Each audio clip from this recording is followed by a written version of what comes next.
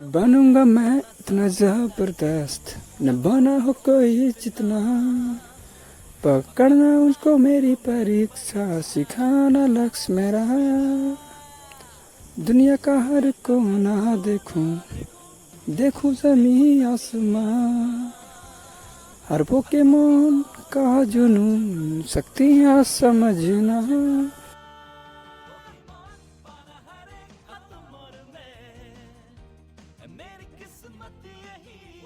अब यहाँ ऐस लेके आ चुका है पिकाचू को उसके शहर, और वहाँ पे एक मिलती है जेनी नाम की ऑफिसर, जो सबको सूचित करती है कि इधर बहुत सारे गुंडे लोग घूम रहे हैं। इधर ऐस अपना पिकाचू लेके आता है कि मेरे पिकाचू का कोई दवा कर दे। बहुत ही परेशान रहता है ऐस, बहुत ही मुश्किल में रहता है। पिकाचू बचने की उम्मीद में नहीं रहता है। फिर ऑफिसर जेनी ऐस को पकड़ लेती है, पूछती है कहीं तुम पोकेमॉन चोर तो नहीं हो। फिर ऐस कहता है कि नहीं, मुझको छोड़ दो, मुझको जाने दो, मुझे पोकेमॉन सेंटर जाना है ताकि मैं अपने पिकाचू का इलाज करा सकूं। पर ऑफिसर जेनी विश्वास नहीं करती है, उसको लगता है ये पोकेमॉन को चुरा के लेके भाग रहा है। उसके बाद ऑफिसर जेनी देखती है कि पिकाचू का सच में हालत बहुत ख़राब है। पिकाचू का हालत बहुत ही वाकई में बहुत ख़राब था, तो ऐस भी बहुत परेशान हो गया उसमें। उसके बाद उसका पोके टैप देखा ऑफिसर जेनी ने। देखने के बाद कहा कि अच्छा, यही तो है एक तुम्हारा प्रूफ कि तुम चोर नहीं हो, तुम एक पोकेमॉन ट्रेनर हो। उसके बाद उसमें ऐस का पूरा जानकारी दिखाया। ऐस का जानकारी देखने के बाद ऑफिसर जेनी को पता चल गया कि ये पोकेमॉन ट्रेनर है। उसके बाद मिस्टी, जो उसका साइकिल ख़राब हो गया था, उसका साइकिल देखने लगी। कह रही है मेरा साइकिल बनवाना था, तुम भाग जा रहे हो बार बार। ऐस भाग नहीं रहा था, पिकाचू का दवा करा रहा था। और इधर टीम रॉकेट आ चुकी थी, अपना पोस्टर सब हटा रहे थे उधर से ताकि कोई जान ना पाए कि कौन चोर है। टीम रॉकेट बहुत ही ख़तरनाक ग्रुप है, वांटेड ग्रुप है। R group Team Rocket. Jessie और जेम्स दो हैं, दोनों लोग अपना चोरी करते हैं पोकेमॉन, लेकिन चोरी तो एक भी नहीं कर पाते हैं, लेकिन करते हैं सब चोरी। उसके बाद ये दोनों आपस में बात करते हैं कि हम लोग फेमस हो चुके हैं और ऐसे ही चोरी करते रहेंगे तो किसी दिन पकड़े जा सकते हैं। पर ये लोग भी अपने आप को बहुत ही अच्छे समझते हैं। इसी में एक मियाउथ है जो भी बोल लेता है, मियाउथ इंसान की भाषा में बात करता है। मियाउथ इन लोगों का टीम लीडर है जो बहुत ही बढ़िया बढ़िया प्लान बनाता है। ये दोनों तीनों आपस में बातें कर रहे हैं और उधर ऐस बहुत ही परेशान है लेके जाने के लिए पिकाचू को दवा कराने के लिए, और इधर ये सब बात कर रहे हैं। फिर ऐस लेके जाता है, ऑफिसर जेनी उसका मदद करती है। देखती है पिकाचू का हालत बहुत ख़राब है, इसलिए अपने बाइक में बिठा के ले जाती है। फिर उधर ले जाके ऐस को छोड़ देती है। फिर पिकाचू को सब वेंटिलेटर पे लिटाते हैं।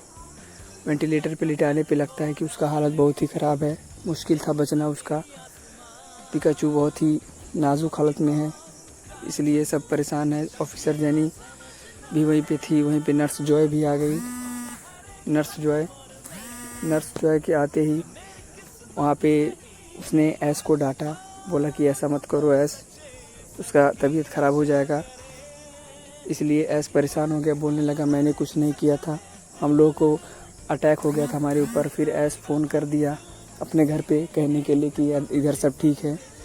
उसकी मम्मी फ़ोन रिसीव की थी, उनसे बात कर लिया है ऐस। बात करने के बाद ऐस को दिखा कि उधर एक पोकेमॉन है जो उसने देखा था, लीजेंडरी पोकेमॉन हो-ओ। उस पोकेमॉन को देखते ही इसको लगा ऐस को कि भाई ये पोकेमॉन बहुत ही लीजेंडरी है। उसके बाद ऐस बात करने लगा प्रोफेसर ओक से, उनसे बताया कि मैंने ये पोकेमॉन देखा। प्रोफेसर ओक बात ही नहीं समझ रहे थे, उसका लग रहा था उनको कि नहीं देखा है। और प्रोफेसर ओक बताने लगे कि बाकी के ट्रेनर्स उस सिटी तक कभी का पहुंच गए थे, तुम लेट हो। ऐस सुन के ये बात चिंतित हो जाता है, लेकिन इधर मिस्टी आ जाती है अपना साइकिल लेके, कहती है कि क्या कर रहे हो तुम ऐस, मेरा साइकिल दो, लौटाओ। ऐस इधर वैसे ही परेशान है, इसका साइकिल कहाँ से ला के देगा। ऐस अपना बात बताता है कि मैं ऐसे ही परेशान हूँ। तो फिर मिस्टी उसको कुछ नहीं कहती है, बोलती है चलो कोई बात नहीं। सच में क्या पिकाचू का हालत बहुत ख़राब है। इधर पिकाचू लेटा हुआ है, उसका दवा चल रहा है। पिकाचू का बहुत ही नाजुक हालत में है, उसको बिजली का सप्लाई दिया जा रहा है ताकि उसमें थोड़ा एनर्जी आ सके। इधर जेसी जेम्स सब हमला करने के लिए तैयार हो जाते हैं पोकेमॉन सेंटर से, सब पोकेमॉन चुराने के लिए। इधर वीजिंग आ जाता है, इधर एकेंस आ जाता है, ये दो उसके पोकेमॉन हैं दोनों के, जेम्स और जेसी के। उसके बाद ये दोनों खूब सारा हमला करते हैं। खूब सारा हमला करते ही वीजिंग अपना स्मोक छोड़ने लगता है ताकि सब कुछ देख ना पाएँ और पोकेमॉन को चोरी करने में आसानी रहे। वीजिंग पूरा हमले के साथ पूरे आसपास पूरा स्मोक फैला देता है जिससे कि दिखाई नहीं देता है और सांस लेने में मुश्किल हो जाती है। ऐसे में पिकाचू बहुत ही परेशान हो जाता है, सोचता है मैं क्या करूं। उसके बाद जेसी और जेम्स का वही पुराना डायलॉग आ जाता है और डायलॉग मारते मारते ये लोग अपना पूरा इंट्रोडक्शन दे देते हैं। ये पूरा टीम है इनका, मियाउथ, एकेंस और एक काफिंग है शायद, और एक जेसी जेम्स, ये सब। इधर सारे पिकाचू एकजुट हो जाते हैं पोकेमॉन सेंटर के। एकजुट होकर सब बिजली का बहुत ही तगड़ा कोई सोर्स लेते हैं। उसके बाद इधर एस बहुत ही परेशान है, सोच रहा है इस पोकेबॉल से हमला करने के लिए, लेकिन पोकेबॉल में ज़्यादा अच्छे पोकेमॉन नहीं थे, छोटे छोटे पोकेमॉन थे। तो मिस्टी बोलती है रुको मैं करके देती हूँ, मैं अभी उन लोगों को भगाती हूँ। उसके बाद मिस्टी अपना पोकेबॉल से भी एक पोकेमॉन निकालती है ताकि लड़ सके। उससे ही पहले सारे पिकाचू मिल के आ गए थे उसी जगह जहाँ पे दोनों जेसी और जेम्स हमला कर रहे थे। वहाँ पे सब पिकाचू आपस में मिल के एक जोरदार थंडरबोल्ट का इन्वेंट करते हैं जिससे टीम रॉकेट के पूरे शरीर में करंट दौड़ जाता है और वो सब डर के भागने लगते हैं, क्योंकि एक पिकाचू नहीं, पूरे पता नहीं कितने पिकाचू हमला करते हैं और ये सब काले हो जाते हैं। मियाउथ बच जाता है और ये चारों पूरे बेहाल हो जाते हैं करंट से। बेहाल होने के बाद इधर पिकाचू कहता है कि हमको और एनर्जी की ज़रूरत है, तो ऐस सोचता है कहाँ से एनर्जी दूंगा। तो इधर प्रोफेसर जेनी आ जाती हैं। प्रोफेसर जेनी देखती हैं कि हमला हुआ है बहुत ही तेज़ पोकेमॉन सेंटर पे, इसलिए वो मदद के लिए ऑफिसर्स को बुलाने लगी और इधर ये सब भागने लगे थे। टीम रॉकेट भागते भागते रस्सी पकड़ लेते हैं, रस्सी पकड़ के भाग रहे हैं इधर।